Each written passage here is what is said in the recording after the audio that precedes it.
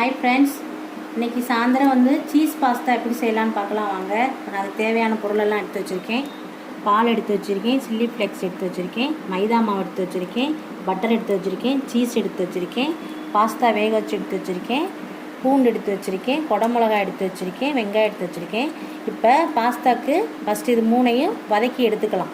எண்ணெய் ஊற்றி இது மூணையும் வதக்கிக்கிறலாம். ஃபஸ்ட்டு பூண்டு போட்டுக்கலாம், குடமிளகா போட்டுக்கலாம்.